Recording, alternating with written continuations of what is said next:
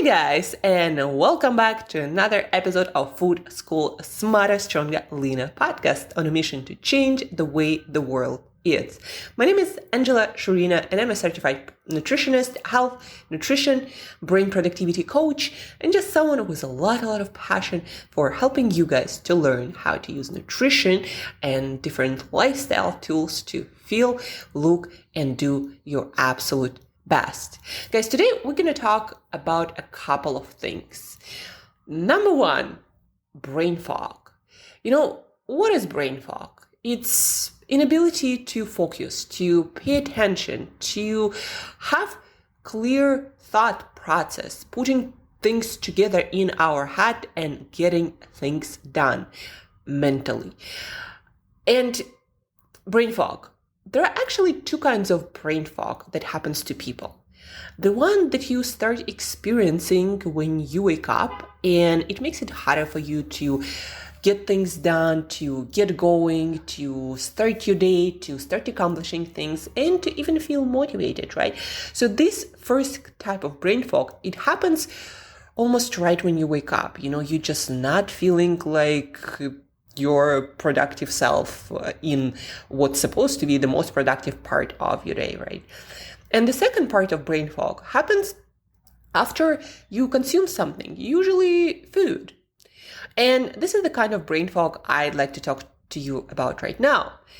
If you eat something and then you notice that you're just unable to focus and your thinking process gets all over the place and you're sleepy, unfocused, your energy might go down, that has been caused by food that you just ate. Let's say you ate a sandwich, and then all of a sudden, instead of feeling productive and kind of a little bit more energized and, motivated and ready to go to work, instead of that, you feel kind of sluggish, kind of sleepy. Your thoughts start to get all over the place. You're a little bit maybe more anxious, more overwhelmed, just, not feeling like you were feeling before that food, even though the food, any meal, supposed to make us feel better, not worse. Not like super energized and hyper, but more optimistic, more balanced, more ready to accomplish another task.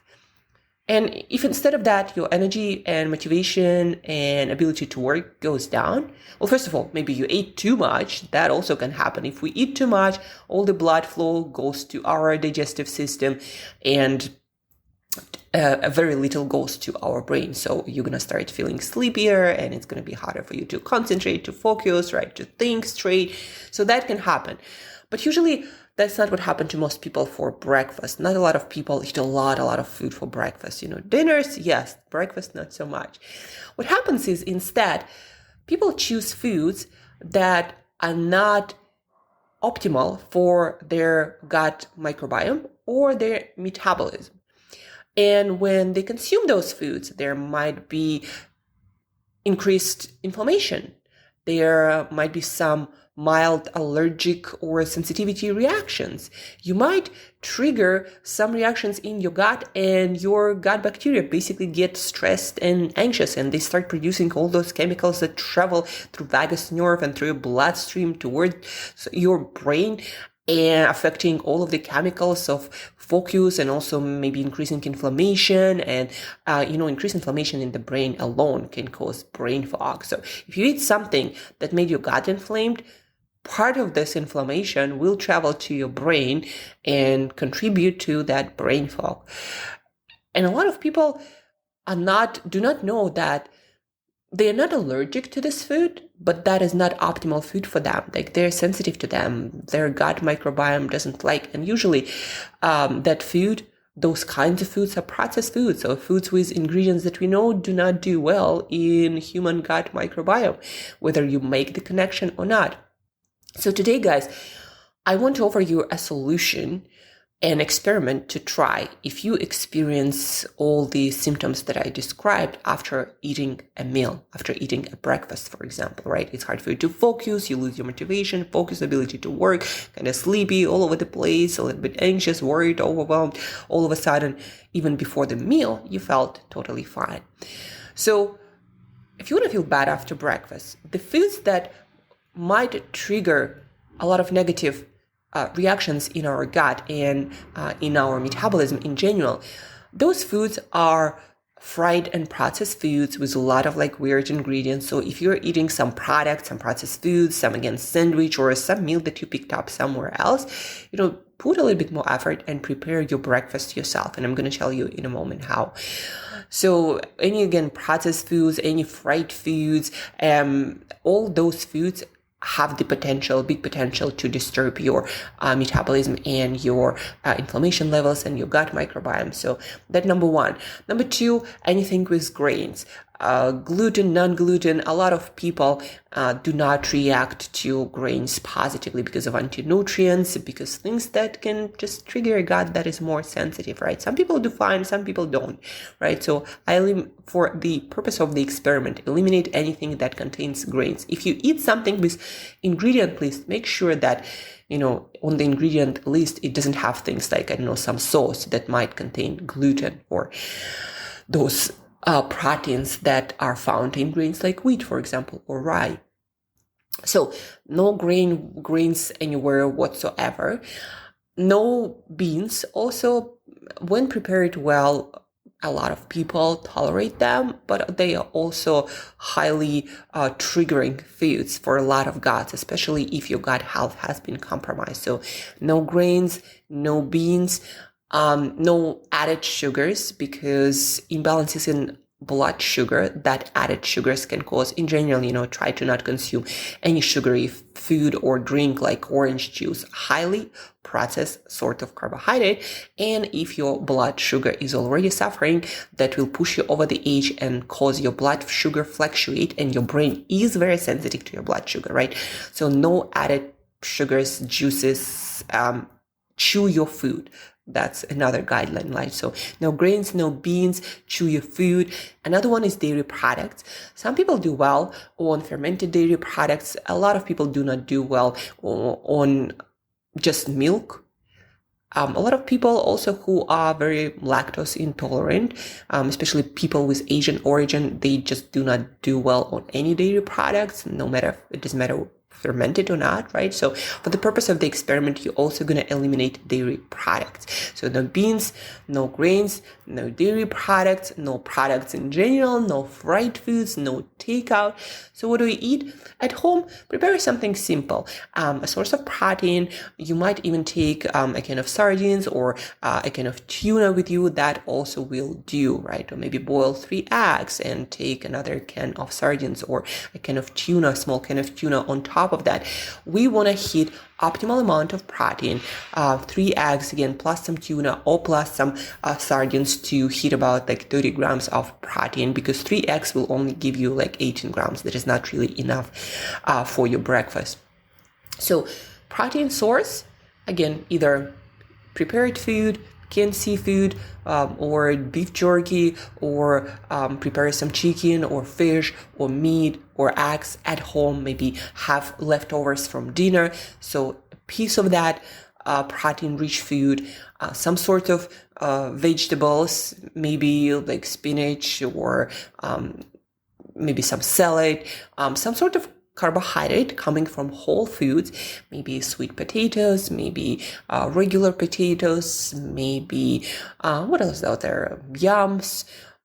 Have some sort of whole food carbohydrate that will give your brain necessary fuel to work properly. Whole food is important because that will ensure gradual release of blood sugar, not spike and crash that will call energy roller coaster and might contribute to a brain fog, but steady release of energy. So sweet potato is probably a really good one. So some protein, some sweet potato, and maybe a handful of walnuts that have omega-3, omega-6 fatty acids, those essential fats that your brain also needs to function. And that's it, guys. Maybe also a piece of fruit. By the way, fruit is also a great source of whole food carbohydrate. but just don't have like a whole bunch of it or go for fruit juice. No, and not even for smoothie, because that can also become too sugary of an item. So maybe a piece of fruit as additional carbohydrate, and that's it. So the main thing you want to focus is protein, some whole food source of carbohydrate, and a handful of walnuts for those essential fats. And that's it, guys. So have that for breakfast and see how you do. Those are very safe foods for most people. So proteins prepared in an unadulterated way, meaning no fried, no stuff that can again disturb your gut microbiome and your metabolic processes, right? So maybe, I don't know, baked or steamed, just prepare it very simple. If you go for canned food, then that doesn't usually have a lot, so make sure it doesn't have some soy sauce or whatever else can trigger your gut. So protein rich food, whole food of carbohydrate, either some sweet potato or some fruit, or maybe together, and a handful of walnuts. Eat that and see how you do. And I guarantee you that how you feel after that kind of breakfast is going to be much more different than if you have some sandwich or some weird takeout or some croissant. That's thing number one, the main thing. If you don't feel good after your breakfast, change your breakfast, and now you have all the guidelines based on nutrition science. And the second thing I wanted to talk to you about, if you have symptoms of ADD or ADHD, realize that a lot of the symptoms have to do with, number one, your thyroid not working properly, because it's actually needed to convert amino acids in things needed to create proper neurotransmitters to make your brain to focus, right? So improper thyroid function, or also not sufficient for one reason or the other amount of L-tyrosine. That's another amino acid that's found in protein-rich foods. So you don't have enough to again make those brain chemicals of focused attention. So L-tyrosine, you might look into supplementing with that. If you ADD, ADHD, especially not that great and you're already eating a lot of protein. If you're not eating a lot of protein, then back to that breakfast with protein. Eat your protein. That will help with ADD and ADHD, providing additional source of L-tyrosine, an amino acid or a part of protein that is needed to create brain chemicals of focus. So L-tyrosine in protein-rich foods or in a supplement form. And also, by the way, guys, ADD, ADHD, for you guys, food that is especially great is salmon, because it is a rich source of L-tyrosine, that amino acid that you might be lacking. It is also a great source, one of the richer sources of B6 vitamin that is needed to be combined with that L-tyrosine to make brain chemicals of focus. And what else? And eat something with vitamin C, because that is also needed to make those neurotransmitters of focus. Where do you find your vitamin C? Some lemon juice, eat a couple of kiwis. Bell pepper is also a great source of vitamin C, or a lot of strawberries. That is also an enjoyable way to get all of your vitamin C and a great source of carbohydrate. And those are the things that I wanted to share with you today, guys. It's about not having brain fog, and a lot of it has to do with what you put on your meal plate. So make sure to choose things wisely and use the guidelines for no brain fog breakfast. If you do have ADD, ADHD, start eating protein, maybe supplement with L-tyrosine. Salmon is your superfood, and don't forget to eat your vitamin C foods, because vitamin C is crucial to create brain chemicals of flow and focus and all these good things that our brain can deliver to us that add to our productivity every day, right? So vitamin C, salmon, L-tyrosine as a supplement, great breakfast, and you'll do much, much better. If you have any questions, guys, feel free to reach out. Check out the links to the classes that I'm doing this May and June and July. It has a lot to do with canceling brain fog and getting more productive and knowing all the hacks that neuroscience and integrative health science have to offer so we feel our most productive selves every single day. So check out the links, reach out with questions, and as usual, till next time, eat better daily.